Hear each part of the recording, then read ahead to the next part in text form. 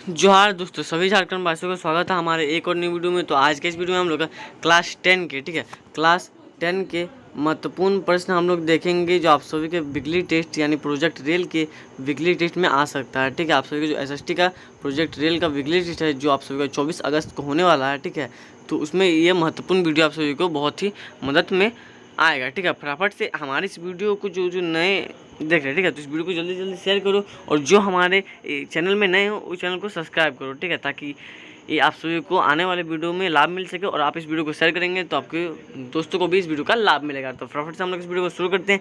शुरू करने से पहले मैं बता दूँ कि डिस्क्रिप्शन में एक यदि आप सभी को सिलेबस, ठीक है, क्वेश्चन बैंक, ठीक है, मॉडल पेपर प्रीवियस ईयर के प्रश्न पत्र आप सभी को अगर पढ़ना है विस्तार में, ठीक है, अध्ययन करना है, तो नीचे दिए गए डिस्क्रिप्शन में हमारी एक नई यूट्यूब चैनल का जो कि है लिंक दिया जा रहा है, वहाँ से आप सभी जाके इसको अच्छे से, ठीक है, शांति से पढ़ सकते हैं। क्योंकि इस यूट्यूब चैनल में आप सभी को बस जो हमारे दास ग्रुप यूट्यूब चैनल में, इसमें आप सभी को बिजली टेस्ट से संबंधित हर चीज़ का जानकारी यहाँ से मिलता है। तो चलिए फटाफट इस वीडियो को शुरू करते हैं। देखिए पहला यहाँ पे प्रश्न क्या पूछ रहा है कि, ठीक है, यहाँ पे देखिए बांधवागढ़, ठीक है, बांधवागढ़ राष्ट्रीय उद्यान किस राज्य में है? ठीक है, तो देखिए मध्य प्रदेश, छत्तीसगढ़, उत्तराखंड या कर्नाटका। तो इसका राइट आंसर क्या हो जाएगा? इसका राइट आंसर आपका हो जाएगा मध्य प्रदेश में है। ठीक है, मध्य प्रदेश में ये हो जाएगा। चलिए नेक्स्ट बढ़ते हैं क्वेश्चन नंबर 2 की तरफ। ठीक है, क्वेश्चन नंबर 2 में देखिए हम लोग का प्रश्न क्या पूछ रहा है कि संकटग्रस्त प्रजातियों के अंतर्राष्ट्रीय व्यापार की बैठक हैग नगर में किस वर्ष आयोजित की गई थी? ठीक है, किस वर्ष आयोजित की गई थी? इसका मतलब संकटग्रस्त वे प्रजातियां होते हैं जो बहुत ही कम मात्रा में देश में या फिर किसी एक देश में या पूरी दुनिया में बचे होते हैं, उनको संकटग्रस्त कहते हैं। क्योंकि उनकी जनसंख्या जो कि है बहुत ही जल्दी जो कि है लुप्त हो जाती है। ठीक है, तो चलिए फटाफट हम लोग देखते हैं कि किस वर्ष हुई थी। तो देखिए यहाँ पे ऑप्शन जो कि हम लोग का दिया गया है 2005, 2007, ठीक है, 2009 और 2003। तो इसका राइट आंसर हो जाएगा 2007 में हुआ था। ठीक है, 2007 में हैग नगर में हुआ था। इसको भी आप सभी को याद रखना है। चलिए नेक्स्ट बढ़ते हैं क्वेश्चन नंबर 3 की तरफ। देखिए क्वेश्चन नंबर 3 में हम लोग का क्या कह रहा है कि वन किस प्रकार की संपत्ति है? ठीक है, वन है किस प्रकार की संपत्ति है? तो चलिए हम लोग फटाफट किसके ऑप्शन देख लेते हैं।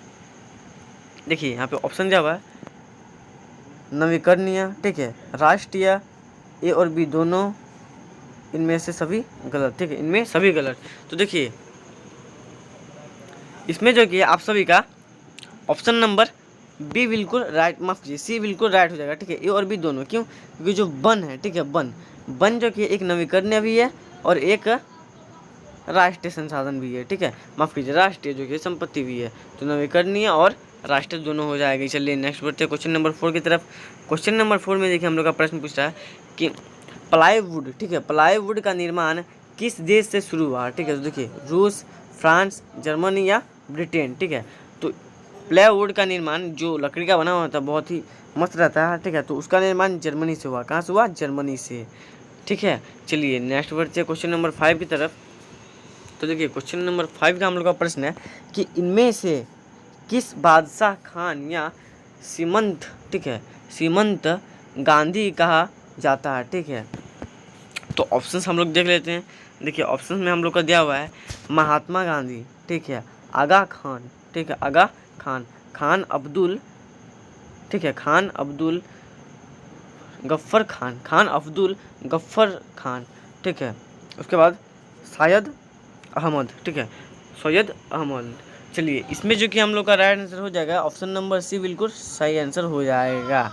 ठीक है, चलिए नेक्स्ट बढ़ते हैं क्वेश्चन नंबर 6 की तरफ। तो प्रश्न नंबर संख्या 6 में लखनऊ समझौता किस वर्ष हुआ? ठीक है, जो लखनऊ समझौता हुआ तो किस वर्ष हुआ था? देखिए ऑप्शन 1916, 1918, 1920, 1922। तो किस वर्ष हुआ था? 1916 में हुआ था। ठीक है, 1916 में हुआ था। चलिए नेक्स्ट बढ़ते हैं क्वेश्चन नंबर 7 की तरफ। ठीक है, क्वेश्चन नंबर 7 का प्रश्न देखिए यहाँ पे क्या पूछा जा रहा है कि इसमें हम लोग का पूछा जा रहा है कि देखिए तुर्की, ठीक है, तुर्की का खलीफा का पद किस वर्ष समाप्त किया गया? ठीक है, जो तुर्की का खलीफा था उसका पद किस वर्ष समाप्त कर दिया गया? तो देखिए ऑप्शंस में यहाँ पे देखते हैं 1920, 1922, 1924 या 1930? तो इसका राइट आंसर हो जाएगा 1924 को जो कि समाप्त कर दिया गया था। चलिए नेक्स्ट बढ़ते हैं क्वेश्चन नंबर 8 की तरफ। क्वेश्चन नंबर 8 में देखिए हम लोग का प्रश्न है कि कांग्रेस ने किस तिथि को पूर्ण स्वतंत्रता दिवस मनाया? ठीक है, किस तिथि को पूर्ण स्वतंत्रता दिवस बनाया या घोषित कर दिया गया? इस टाइप का आपका प्रश्न आ सकता है। तो चलिए फटाफट से हम लोग देख लेते हैं कि किस वर्ष। ठीक है, तो देखिए ऑप्शन, देखिए ऑप्शन हम लोग का है 31 दिसंबर 1929 को, 26 जनवरी 1930 को, ठीक है, 12 मार्च 1930 को, या फिर मार्च 1932 को। ठीक है, मार्च 1932 को। ठीक है, मार्च 1932 को। तो देखिए इसका राइट आंसर हो जाएगा ऑप्शन नंबर बी, 26 जनवरी 1930 को। ठीक है, 26 जनवरी 1930 को मनाया था। चलिए नेक्स्ट बढ़ते हैं क्वेश्चन नंबर 9 की तरफ। ठीक है, क्वेश्चन नंबर 9 की तरफ। ठीक है, यहाँ पे देखिए प्रश्न पूछा, सामान्यतः किसी देश के विकास का स्तर, ठीक है, किस आधार पर निर्धारित किया जाता है? ठीक है, किस पर निर्धारित किया जाता है? देखिए ऑप्शन इसके सुन लीजिए। देखिए इसके ऑप्शन से प्रति व्यक्ति आय, ठीक है, साक्षरता दर, ठीक है, स्वास्थ्य एवं स्थिति, और इनमें से सभी। तो इसका राइट आंसर तो आप सभी को पता ही होगा। ठीक है, इसका राइट आंसर क्या हो जाएगा? इनमें से सभी। ठीक है, क्योंकि तीनों रहना आवश्यक है। ठीक है, अति आवश्यक है। अब चलिए हम लोग बढ़ते हैं 10 नंबर के प्रश्न की तरफ, जो हम लोग का अंतिम MCQ प्रश्न रहने वाला है। तो देखिए इस प्रश्न को यहाँ पे किस टाइप से दर्शाया गया है? देखिए बिहार की जनसंख्या 2011 की जनगणना के अनुसार कितनी थी? ठीक है, बिहार की जनसंख्या 2011 की जनगणना के अनुसार यहाँ पे पूछ रहा, तो 2011 के अनुसार ही बताना है। देखिए ऑप्शन यहाँ पे देखिए, ऑप्शन नंबर ए में देखिए यहाँ पे दिया गया है कि 10 करोड़, ठीक है, 10 करोड़ 25 लाख 4,280। ठीक है, 10 crore 25 lakh 4,280। Option number B में देखिए 10 करोड़ 10 लाख 15,637। उसके बाद नीचे देखिए ऑप्शन नंबर सी में देखिए, यहाँ पे ऑप्शन नंबर सी में क्या है कि 10 करोड़ 38 लाख, ठीक है, 4,637। और उसके नीचे देखिए 10 करोड़, ठीक है, 25 लाख 4,600। तो इसका राइट आंसर हो जाएगा ऑप्शन नंबर सी, 10 करोड़, ठीक है, 10 करोड़ 38 लाख 4,637। चलिए नेक्स्ट बढ़ते हैं हम लोग क्वेश्चन नंबर 11 की तरफ, जो कि है हम लोग का वेरी शॉर्ट आंसर क्वेश्चन रहने वाला, जिसमें आप सभी को दोनों प्रश्न के 2-2 मार्क्स मिलेंगे। तो फटाफट से हम लोग उन प्रश्न को भी देख लेते हैं। 11 नंबर का प्रश्न देखिए आप सभी को कुछ इस प्रकार का है, ठीक है, कि GDP, ठीक है, GDP का क्या अर्थ है? ठीक है, तो देखिए GDP का अर्थ है, यहाँ पे उत्तर में दिया गया है, किसी देश का सकल घरेलू उत्पाद, ठीक है, यानी कि ग्रॉस डोमेस्टिक प्रोडक्ट। ठीक है, ग्रॉस डोमेस्टिक प्रोडक्ट हो जाएगा सकल घरेलू उत्पाद। उसके बाद नेक्स्ट बढ़ते हैं हम लोग 12 नंबर के प्रश्न की तरफ। तो यह प्रश्न देखिए यहाँ पे जो कि है प्रश्न पूछा गया है कि भारत में सर्वाधिक उच्च मानव विकास सूचकांक किस राज्य का है? ठीक है, तो उत्तर देखिए केरल राज्य का। ठीक है, केरल राज्य में सबसे ज़्यादा जो कि है साक्षरता दर भी केरल राज्य में है। ठीक है, उसके बाद हम लोग बढ़ते हैं नेक्स्ट, जो कि हम लोग को शॉर्ट आंसर क्वेश्चन, जो आप सबको 3 मार्क्स देगा। ठीक है, एक प्रश्न का उत्तर सही देने पर आप सबको 3 मार्क्स मिलेगा। तो फटाफट से हम लोग को देखते हैं। देखिए इसका जो कि है पहला, जो कि इसमें जो कि है 13 नंबर का प्रश्न, इसका पहला देखिए प्रश्न क्या है। तो देखिए 13 नंबर का प्रश्न पूछ रहा है, भारतीयों ने साइमन कमीशन का विरोध क्यों किया? ठीक है, ये जो किया भारतीयों ने साइमन कमीशन का विरोध क्यों किया? तो इसका जो कि है आंसर कुछ इस प्रकार का हो जाएगा। देखिए भारतीयों ने, आप सबको कुछ इस प्रकार का पहले लिखना है कि भारतीयों ने साइमन कमीशन का विरोध निम्न कारणों से किया। तो देखिए कौन कौन कारण थे? देखिए पहला, समय से पहले गठन। ठीक है, जो साइमन कमीशन था उसका गठन समय से पहले कर लिया गया था। उसके बाद शासन में सुधार जैसी कोई बात नहीं थी, जो शासन थी, ठीक है, तो शासन व्यवस्था में जो अंग्रेज, ठीक है, जो हमारे ऊपर राज कर रहे थे, उस शासन में कोई जो किया सुधार जैसी बात नहीं थी। और अंतिम नंबर का पॉइंट जो 3 नंबर है, ये महत्वपूर्ण पॉइंट है, ये MI पॉइंट है, एक भी भारतीय शामिल नहीं किया गया था। ठीक है, जो साइमन कमीशन था इसमें एक भी भारतीय को शामिल नहीं किया गया था। तो ये हो जाएगा 13 नंबर का आप सभी का क्वेश्चन का आंसर। चलिए 14 नंबर की तरफ बढ़ते हैं। 14 नंबर में देखिए हम लोग का प्रश्न क्या पूछ रहा है कि जैव, ठीक है, जैव विविधता क्या है? ठीक है, यह मानव जीवन के लिए क्यों महत्वपूर्ण है?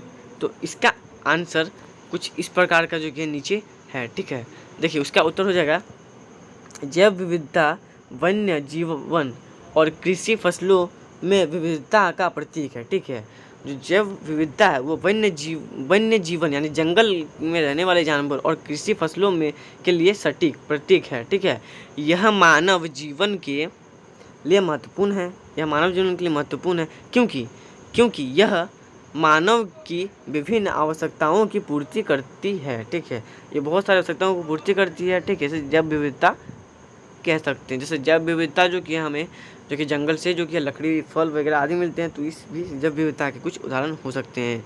चलिए बढ़ते हैं हम लोग नेक्स्ट में, जो कि नेक्स्ट हमारा रहने वाला 2 अंतिम प्रश्न 15 और 16। ठीक है, तो आप सभी का जो कि लॉन्ग आंसर क्वेश्चन, ठीक है, यानी कि दीर्घ प्रश्न उत्तर आप सभी को देना पड़ेगा, जिसमें प्रत्येक प्रश्न के लिए 5 अंक निर्धारित हैं, यानी 2 प्रश्न के लिए आप सभी को 10 अंक मिलेंगे। चलिए फटाफट से हम लोग उसको देख लेते हैं। देखिए पहला जो कि है, इसमें 15 नंबर का प्रश्न पूछ रहा कि प्रथम विश्व युद्ध ने एक नई आर्थिक व राजनीतिक स्थिति पैदा कर दी, समीक्षा कीजिए। ठीक है, कैसे, तो उसको हम लोग को बताना है। तो देखिए इसका उत्तर कुछ इस प्रकार का हो जाएगा। देखिए सर्वप्रथम इसको देखिए कुछ इस प्रकार का कि प्रथम विश्व युद्ध के उपरांत, ठीक है, स्वराज्य, ठीक है, देने के का वचन, ठीक है, नकार दिया गया। ठीक है, नकार दिया गया। क्यों नकारा? क्योंकि स्वराष्ट्र जो ईस्ट इंडिया कंपनी थी या उपनिवेश सरकार था, उन्होंने कहा था कि अगर प्रथम विश्व युद्ध हम जीत जाते हैं तो आप सभी को जो कि है स्वराष्ट्र जो कि है हम लोग दे देंगे, यानी कि हम लोग भारत देश को छोड़ के अपने देश चले जाएंगे, यानी कि स्वतंत्रता मिलने वाली थी। लेकिन उसके उपरांत, उसके बाद जो कि है स्वराज्य देने का वचन तोड़ दिया। उसके बाद देखिए आर्थिक स्थिति, ठीक है, दयनीय हो गई। जैसे बेरोजगारी व बेकारी में मजदूरी, ठीक है, शिल्प कर आदि सभी ग्रसित थे। ठीक है, युद्ध ने, उसके बाद देखिए युद्ध ने हमारा जो कि है राष्ट्रीयता के भाव जागरूक किए।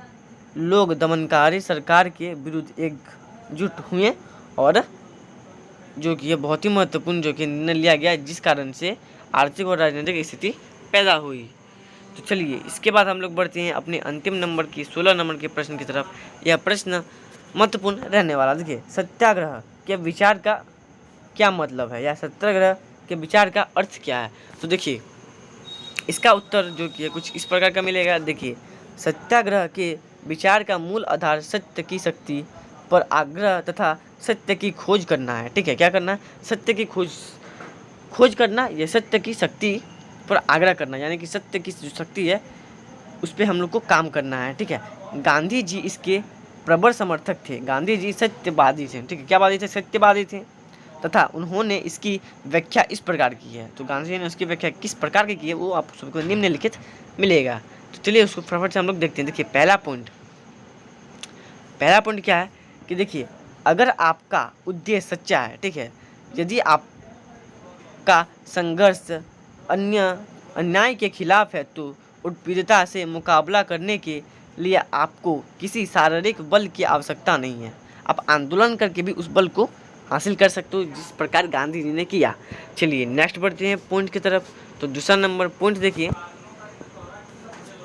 यह पॉइंट देखिए, प्रतिशोध की भावना या आक्रमणता, ठीक है, आक्रमणता का सहारा, ठीक है, लिए बिना सत्याग्रही केवल अहिंसा के सहारे भी अपने संघर्ष में सफल हो सकते हैं। तो इसलिए मैं भी कहता हूँ दोस्तों कि आप लोग सत्य के खिलाफी जो कि है सत्यवादी बनो।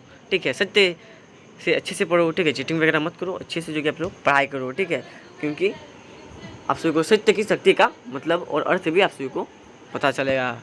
ठीक है, चलिए उसके बाद देखिए तीसरा नंबर का पॉइंट क्या है। तो इसके लिए दमनकारी शत्रु के चेतना को झंझाने, ठीक है, चाहिए। क्या करना चाहिए? झंझोड़ना चाहिए।